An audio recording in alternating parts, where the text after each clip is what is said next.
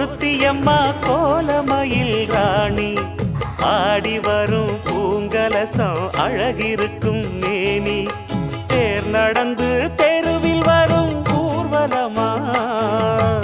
ஊருலகில் அவளை போல பேர் வருமா நல்ல பளிங்கு போல சிரிக்கும் மனச பறிக்கும் பவள விரிப்பு விளங்கிடாத இனிப்பு விவரம் புரிஞ்சிடாத துடிப்பு